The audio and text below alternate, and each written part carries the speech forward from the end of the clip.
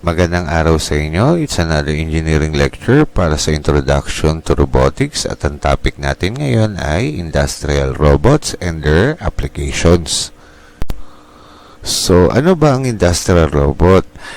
Ito ay isang robot na pang-industriya na karaniwang serial type. Ibig sabihin, ito ay binubuo ng isang serye ng mga joints at mga links na karaniwang revolute at prismatic na nagbibigay ng malawak na hanay ng paggalaw na katulad ng isang braso ng tao. Ang mga industrial robot ay tinutukoy din bilang mga serial robot.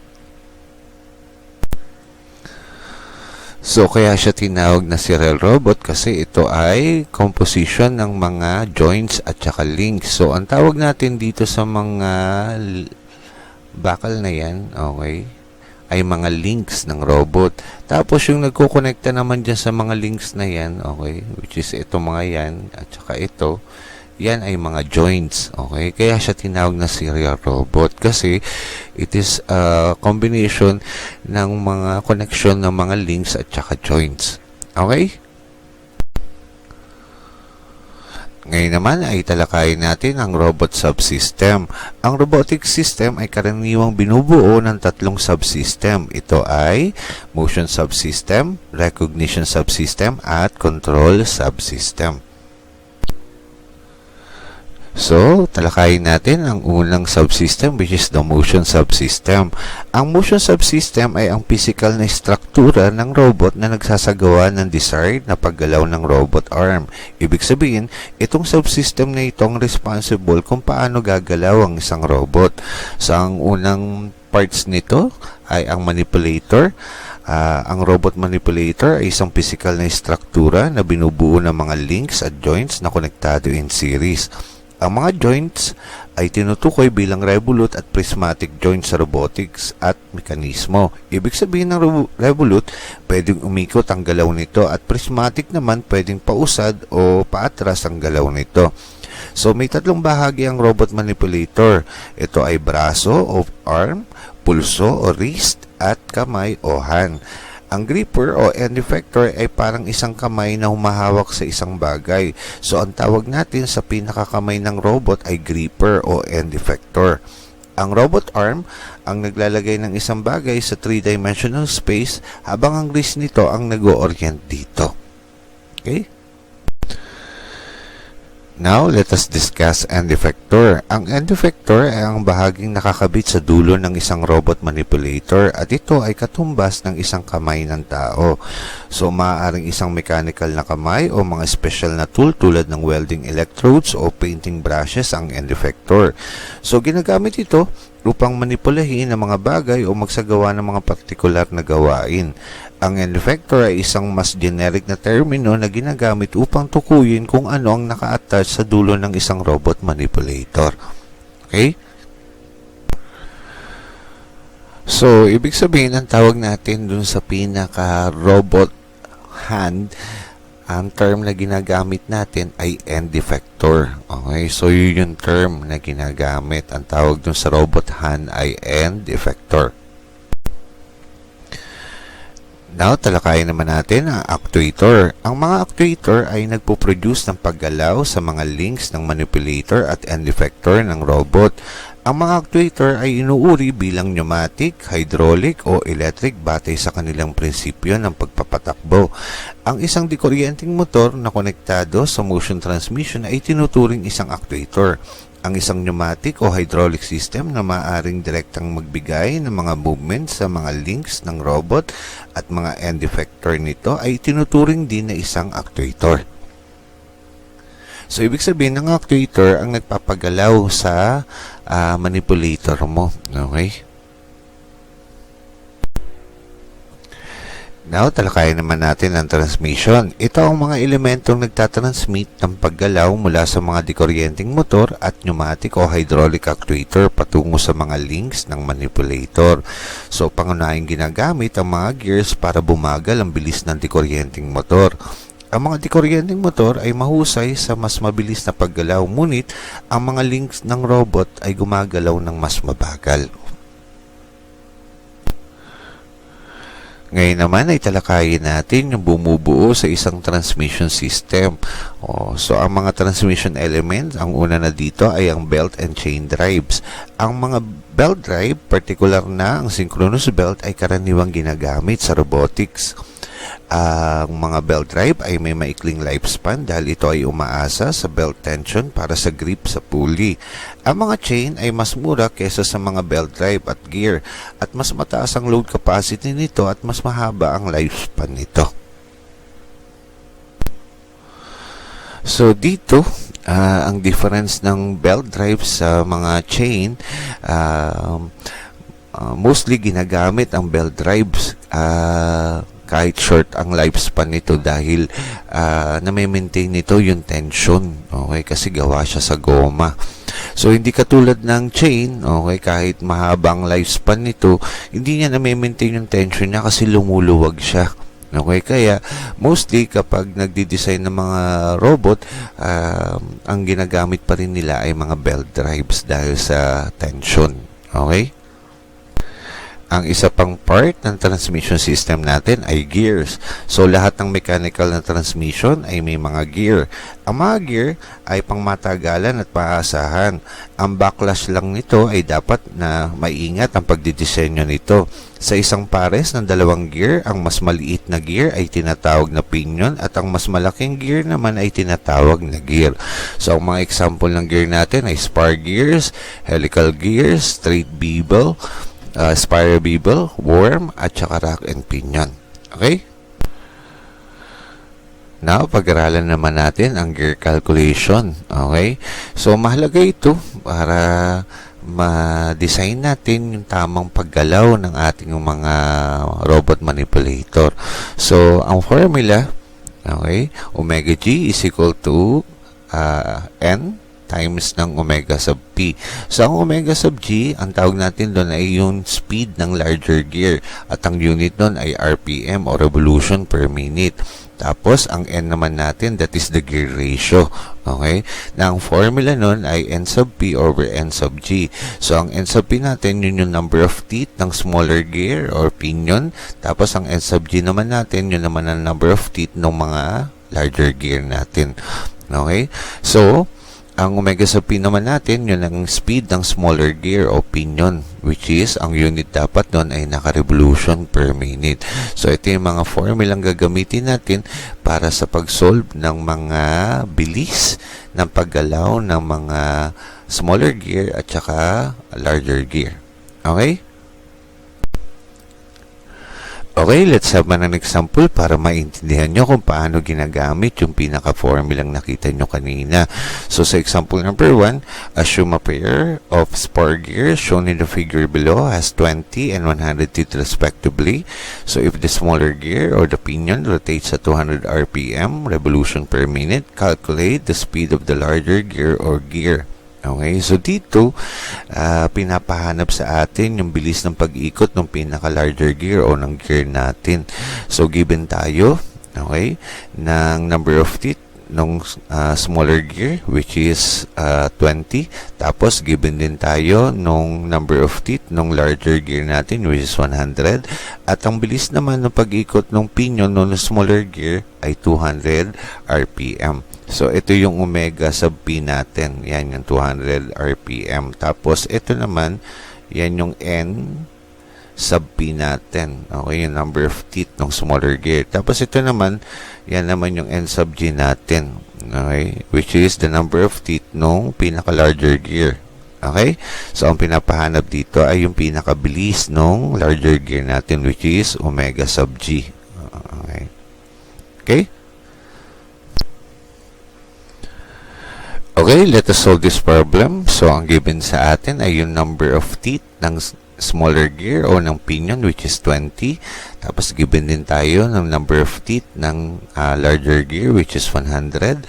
At ang bilis naman ng pag-ikot ng smaller gear o ng pinion ay 200 RPM. So, ang pinapahanap sa atin ay yung bilis ng pag-ikot ng larger gear o ng gear natin. So, bago natin masolve yung omega sub g na yan, wherein ang formula ay ito, omega sub g is equal to n times ng omega sub p, kailangan muna natin makompute yung n, which is the gear ratio. At ang formula nun ay ito. So, that is n sub p over n sub g. So, we substitute the data, that is 20 over 100.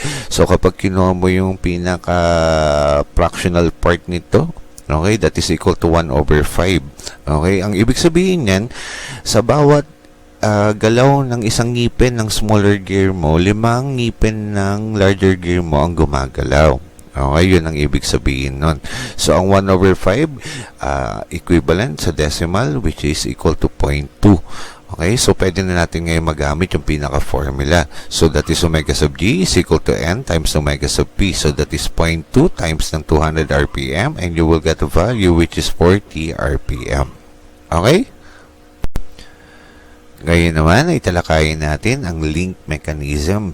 So, ginagamit ang mekanismong ito upang bawasan ang flexibility at bigat ng mga elemento ng transmission system natin. So, ang sumunod ay screw mechanism.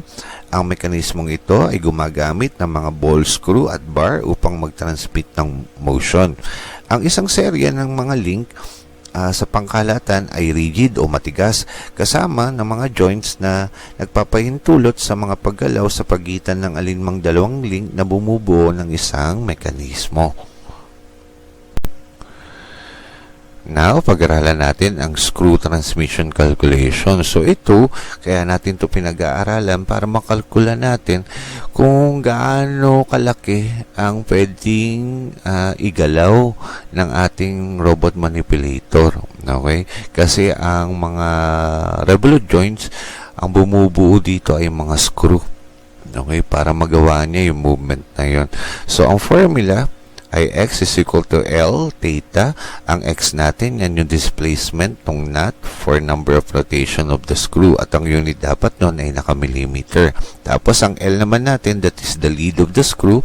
At ang unit din dapat nun ay naka-millimeter. Tapos, ang theta naman natin, that is the number of times that the screw rotates. Okay? So, ang L, ang formula nun is equal to alpha times ng P. Ang alpha natin, that is the number of starts. Tapos, ang P naman natin, that is the pitch, which is, ang unit dapat nun ay naka-millimeter. Okay? So, kapag kunyari, ang mga unit ay naka-meter, naka-inches, naka-yards, kailangan i-convert mo muna yun kasi ang requirements niya dito sa formula na ito, kailangan ang mga value ng mga variable na ito ay naka-millimeter. Okay? Ngayon naman ay talakayin natin ang lead screw para maintindihan nyo yung mga variable na nakita nyo sa formula kanina, which is yung X, yung L, at saka yung alpha, at saka yung P. Okay? So, ang mga lead screw ay mga mechanical components kung saan ito ang nagko-convert ng rotary motion sa linear motion. So, ang mga lead screw ay gawa sa isang cylindrical round thread na pinaiikot sa buong haba nito. Okay? So, dito, kaya tayo gumagamit ng mga lead screw dahil ito ay mga nakakabit dun sa pinaka-joints ng isang robot manipulator. So, sa bawat ikot nitong lead screw na to, natatanstrate yung rotational motion nito sa linear motion ng robot manipulator mo. Okay?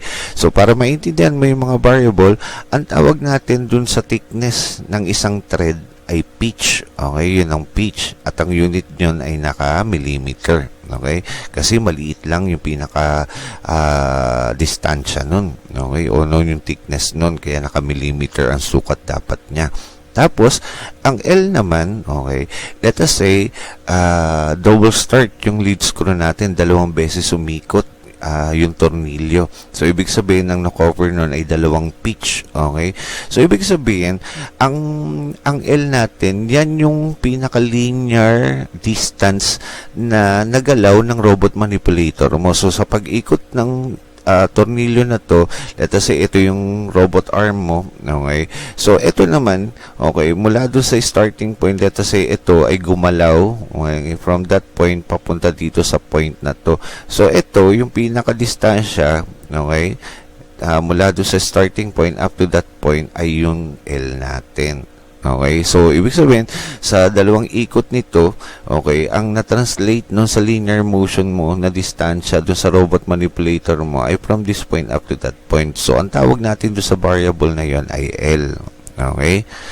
So yung X mo naman, let us say yung pinaka-total na dami na inikot nitong tornilyo na to, okay, yun naman yung pinaka-distansya, let us say nung umikot yan, hanggang dito ang inabot, okay, na paggalaw nitong robot arm na ito mula dyan sa position na yun papunta doon. Yun naman yung pinaka-total distance from the starting point up to the end point. Yun naman yung X mo. Okay? So, ibig sabihin, sa bawat ikot nitong tornilyo na to, natatranslate yun sa linear motion ng paggalaw ng robot arm mo o ng robot manipulator mo. Okay? Tapos, ang ibig sabihin naman ng alpha natin, okay, na variable kanina, yan naman yung kung ilang start ang ginagawa ng lead screw natin. So, katulad nito, single start. Ibig sabihin, sa isang ikot nito, nabuo kagad niya yung isang revolution niya, which is 360 degree. Okay? Yun ang ibig sabihin nung single start. Sa isang ikot, 360 degree kagad ang na ikot nitong tornilyo na ito. Okay? Okay, let us continue. So, ito naman ay 2 start na lead screw. Ibig sabihin, 2 beses iikot ang tornilyo mo para mabuo niya ang isang revolution. So, sa unang ikot niya, magiging 180 degree. Tapos, yung pangalawang ikot niya, magiging 360 degree. Okay? So, para maintindihan mo yan sa robot arm, kunyari, let us say, ito yung pinaka-robot arm natin. Yan. Okay. Tapos, ang distansya dito, okay, ay 3 mm. Okay.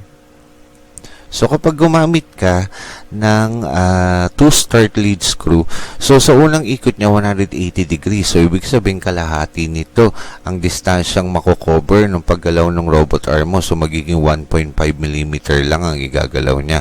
Tapos, sa pangalawang ikot niya, doon niya palang mabubuo yung 3 mm na distansya niya. Okay? Kasi doon palang nabuo yung buong revolution niya. Hindi katulad nung kanina na single start lead screw, sa isang ikot, okay, buo na yung revolution niya. So, ibig sabihin, kung single start yung lead screw na ginamit mo, sa isang ikot niya, nabuo niya kagad itong 3 mm na distance na yon. Okay?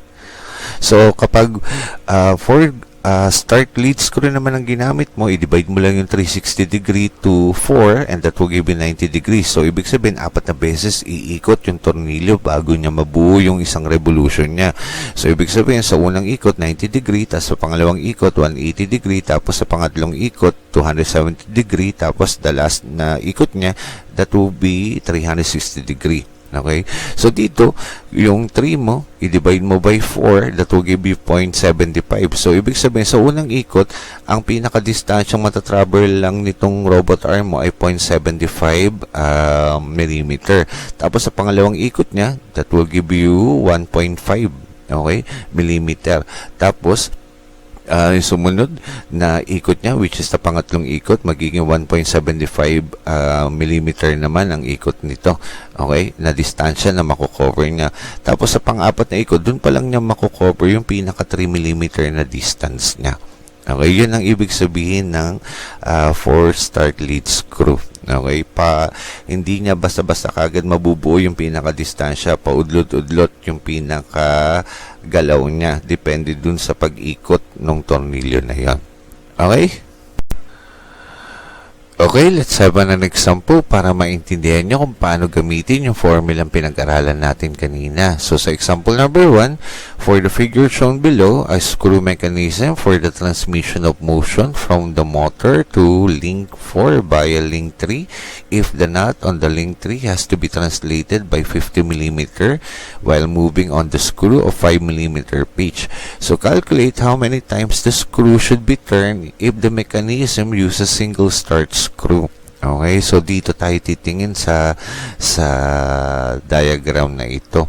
Okay, so itong joint na ito ang gagalaw. Okay, nandito yung tornilyo. So ibig sabihin kapag umikot ito, gaano kalaki ang igagalaw nitong link na ito, which is link 4. Okay, so ang given sa atin, sabi niya, ang pinaka-total na translation na ginalaw nitong robot arm na ito, okay, ay 50 mm. So, ibig sabihin yan yung X natin. Okay?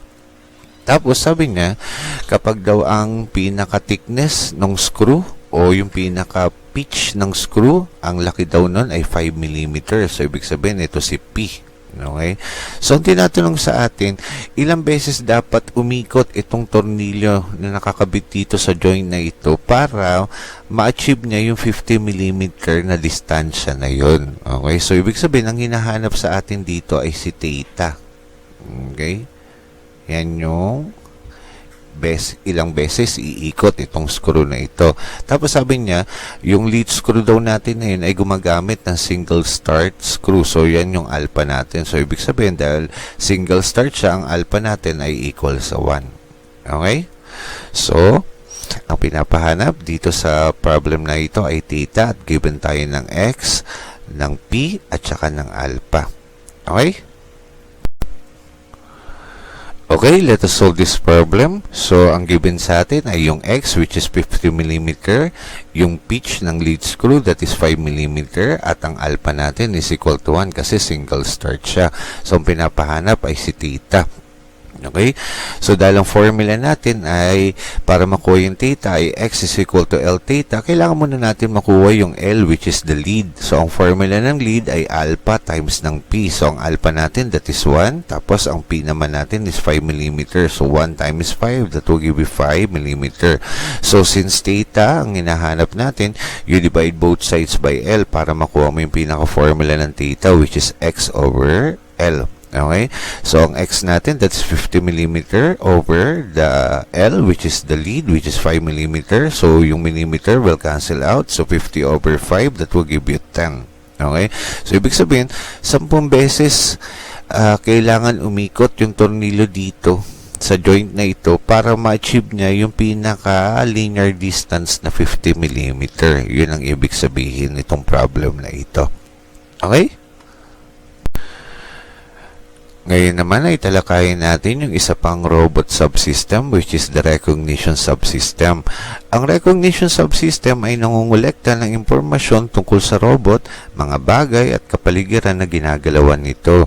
Ang mga sensor ay mahalaga para sa pag-identify ng isang robot. Ang analog to digital converter o ADC ay kinakailangan upang iproseso ang analog sensor signal ng isang digital signal. So, ang isang recognition subsystem ay karaniwang binubuo ng mga sumusunod na elemento. So, ang una na dito ay yung sensors. So, karamihan sa mga sensor ay mga transducer na nagko-convert ng isang anyo ng signal to another type of signal. Ang mga types of sensor na ginagamit ng isang robot ay vision, touch, range at proximity detection, navigation, and speech recognition. So, itong mga sensor na ito ay in-incorporate sa mga robot. Okay, katulad ng camera para makita niya kung ano yung nasa paligid niya. Microphones para marinig niya ang mga ingay sa paligid niya. So, ang angle sensor naman ay ginagamit kapag yung object ay umiikot o gumagalaw. Okay? Tapos, ang ultrasonic sensor naman ay ginagamit para masukat niya yung proximity o yung layo ng isang object mula sa position niya. Ang inertial sensor naman ay sumusukat para sa puwersa. Okay? Ang pressure naman ay sumusukat para sa pressure. Okay? Depende kung itong robot na to ay pinalubog mo sa tubig, so masusukat niya kung gaano kalaking pressure ang naibibigay dun sa robot na yon. Okay? Tapos, yung temperature sensor naman ay ginagamit para masukat yung temperatura ng paligid. At ang tactile sensor naman ay ginagamit para makita niya kung makinis o rough yung object na hinahawakan niya. Okay? Now, talakayin naman natin ang analog to digital converter or ADC. ang mga electronic device ay nag-interface o kumukonekta sa mga sensor na konektado sa robot controller. So, ang kino-convert ng ADC ang voltage signal sa digital signal. So, ang ADC ang nagbibigay daan sa digital robot controller na magproseso ng information at ang itsura nito ay mukhang isang computer interface card sa loob ng CPU box. So, itong ADC ay ginagamit, okay, para i-convert yung analog signal to digital signal kasi yung mga lights, ingay, okay, ay mga analog signal. So, para maintindihan nyo ng robot mo, kailangan i-convert niya yung mga signal na yun into digital signal. Okay, para maintindihan ng robot kung ano yung na-perceive niya. Okay? Kaya tayo gumagamit ng ADC. Okay, talakayin naman natin yung pinaka-last subsystem ng robots subsystem natin, which is the control subsystem. So, ang control subsystem ay nakaka-impluwensya sa paggalaw ng robot upang makamit ang isang particular na gawain gamit ang impormasyong ibinigay ng recognition subsystem. So, pangunahing binubuo ito ng mga sumusunod na mga item. Okay? So, ang una na dito ay ang digital controller. Ang digital controller ay may CPU, memory, at minsan ay may hard disk. Ang mga bahagi nito ay inilalagay sa loob ng isang box na tinutukoy bilang controller sa mga robotic system. So, ginagamit ito upang kontrolin ang paggalaw ng manipulator at ng effector natin. So, ito din ay nagsisilbing supervisor sa isang pabrika para sa mga robotic system. So, maaaring gamitin ang computer bilang robot controller. So, pinoproseso ng controller ang mga command na pinoprogram ng user at nagtatransmit ng mga signal sa mga actuator sa pamamagitan ng DAC o ng ating digital to analog converter. So, ang mga programming language ay maaaring BASIC, Fortran, C at C++. So, the next is the digital to analog converter or DAC. So, kino-convert ng ating digital to analog converter ang digital signal sa analog signal. So, ginagamit para i-activate ang mga actuator tulad ng mga DC electric motors. Ito ay kinakailangan para sa digital controller upang paggalawin ang mga actuator. So, kino-convert ang digital signal mula sa robot controller patungo sa analog signal para sa mga actuator. At ito ay mahalaga para sa tumpak na kontrol at paggalaw ng mga actuator. Next is amplifier. Ang mga control command mula sa digital controller ay kino-convert sa analog signal ng DAC o ng ating digital to analog converter. So, ang mga analog signal ay mahina at kailangan palakasin kaya gumagamit ng amplifier. Ang pagpapalakas ng mga signal ay kinakailangan upang mapagalaw ng mga dikuryenteng motor ang robot manipulator. Ngayon naman ay talakayin natin yung classification of robots. So, ang classification ng robot ay nahahati sa dalawa. Ito ay batay sa paggalaw nito sa isang coordinate system. Ibig sabihin kung Cartesian o cylindrical at iba pa ang movement nito. At batay sa control ng isang robot o sa mga aplikasyon nito katulad ng pag-assemble o welding at iba pa. Okay? So, ang una na dito ay yung coordinate system. So, ang klasifikasyon ay batay sa coordinate system sa paggalaw ng robot manipulator. So, may 4 na fundamental types ito. Ito ay Cartesian, cylindrical, spherical o polar, and articulated o revolute. So, ang una sa ating coordinate system ay ang Cartesian. So, gumagalaw ang mga Cartesian robot sa isang rectilinear na paraan sa X, Y, at Z na direction. So, hugis parihaba ang workspace nito. Nangangailangan sila ng malaking volume upang gumana. So, meron silang matibay na struktura at nagbibigay ng tumpak na pagpuposisyon. So, maaring mahirap ang pagpapanatili dahil sa naipon na alikabok sa mga tornilyo at mas mahal ang mga ito. So, dito, ang paggalaw ng isang Cartesian robot mo ay pa XYZ. So, ibig sabihin, pwede siyang gumalaw from left to right dito. Tapos, sa Y naman, up and down. Tapos, ito naman, sa Z mo, pausad o kaya paurong dito sa kabilang side. Okay, yun lang yung movement ng isang Cartesian robot mo. So, okay? The next is the cylindrical robot. So kapag ang robot arm ay may isang revolute at dalawang prismatic joints, ito ay tinatawag na cylindrical robot. Ang mga points na maaaring maabot ng cylindrical robot arm ay tinutukoy ng cylindrical coordinates tulad ng angle which is theta, yung height which is y, at radius which is z. So ang workspace ng cylindrical robot ay isang cut section mula sa space sa pagitan ng dalawang concentric na cylinder.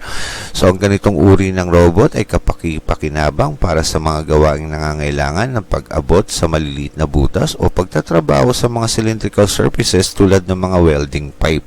Okay, so dito, ang cylindrical robot natin, gumagalaw lang, okay, sa theta, which is, pwede siyang mag-rotate ng 360 degree. Tapos, pwedeng itong link na ito ay gumalaw ng up and down para sa y-axis. Tapos, sa z-axis naman niya, okay, ito, pwede siyang pausad at saka paurong ang galaw niya. So, yun yung movement ng isang cylindrical robot mo. Okay?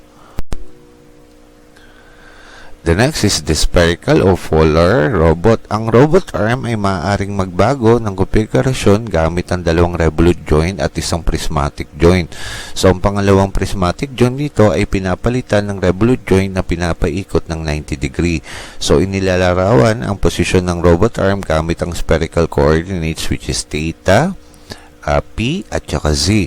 So, ang mga paggalaw ng robot arm ay kumakatawan sa base rotation, elevation angle, at reach o naaabot nito. So, dito, ang paggalaw ng ating spherical o polar robot ay pwede siya mag-rotate ng 360 degree. Okay? Tapos, itong z-axis natin, which is ito, pwede siyang gumalaw, itong link na to ng pausad at saka paurong. At itong link din na to ay pwede mag-rotate ng 360 degree. Okay, so yun yung movement ng isang polar o spherical robot natin.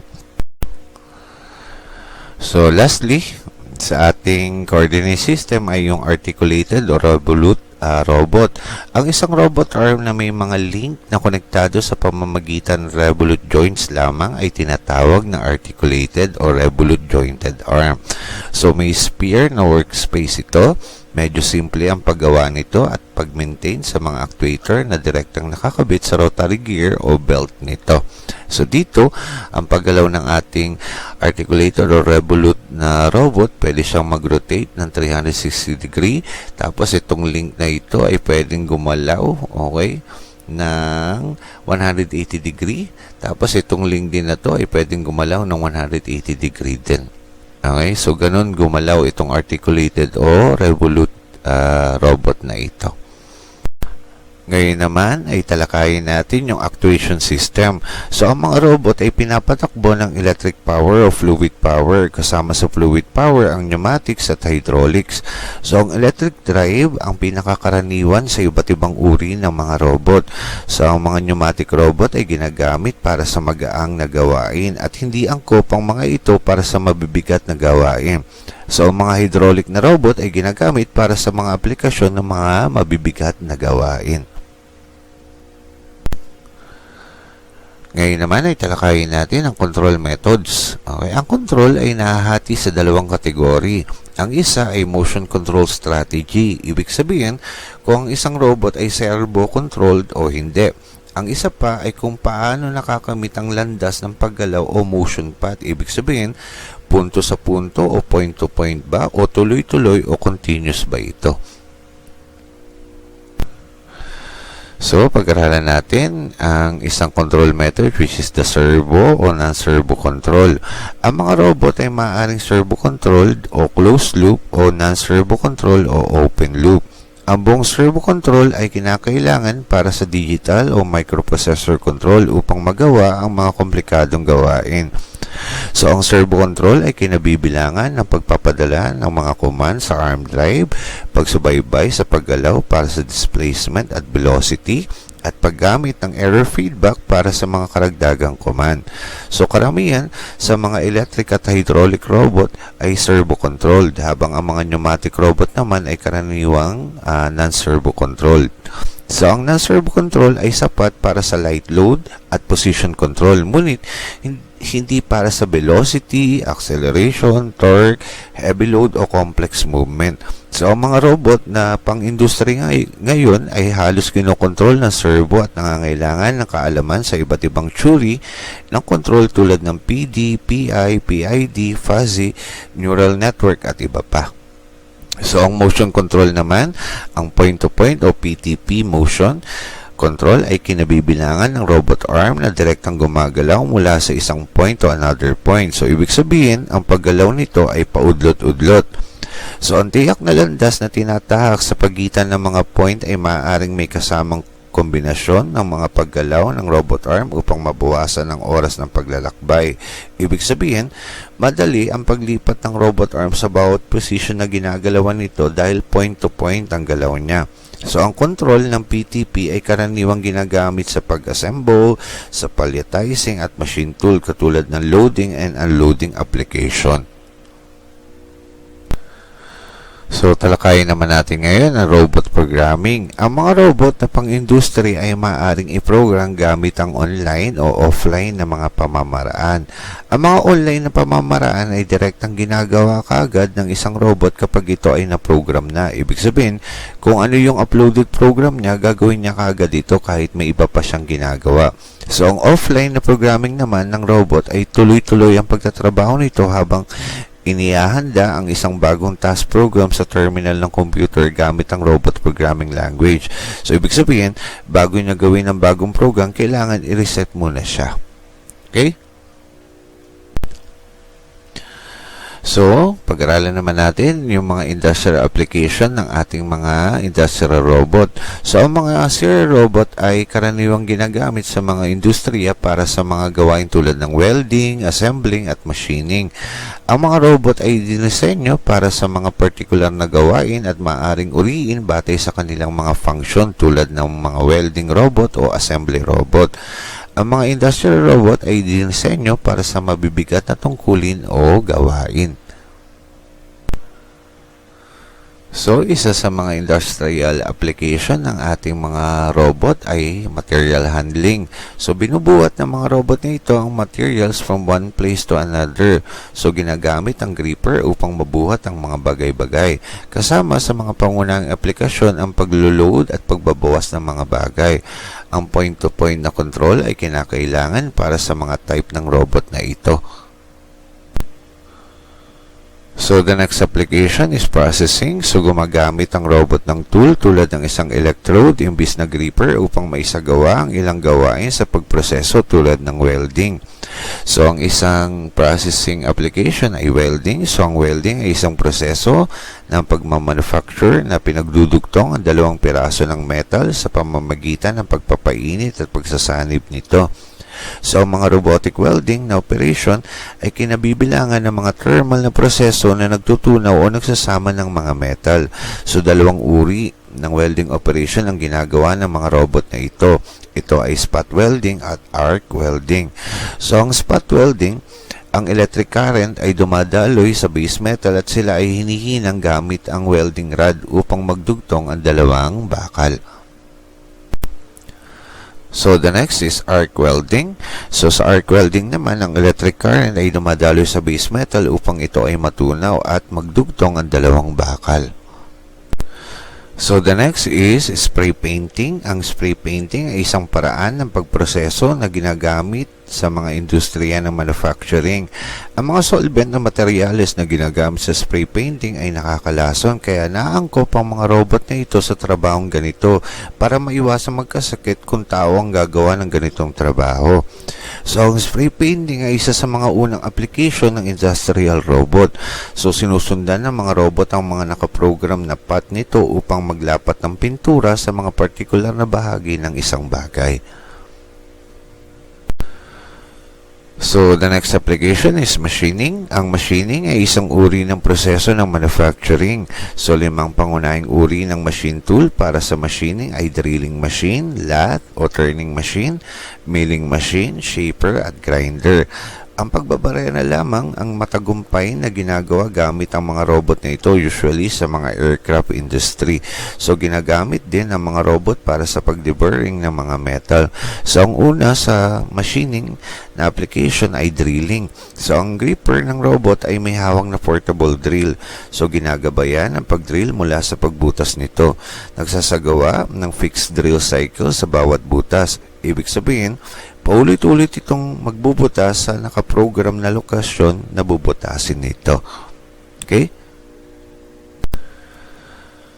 So, the next is deburring. Ang deburring ay proseso ng pag-alis ng maliliit na imperfection na tinatawag na burr. Minsan, ito ay tinatawag na graba mula sa mga produktong metal. Minsan kasi kapag nagbutas ka o naglagari ka ng metal, may naiiwang mga graba o imperfection, so gumagamit ng deburring para alisin ito at mapakinis ang mga edges nito. And the last is assembling. So kasama sa robotic assembly ang paggamit ng mga robot sa pang-industriya upang i-automate ang proseso ng pag-assemble. Ito ay partikular na kapakipakinabang para sa mga gawain na nakakapagod o paulit-ulit. So I guess that's it. Sana marami kayong natutunan. See you again sa susunod na lecture ng ating Introduction to Robotics. Until next time, bye-bye!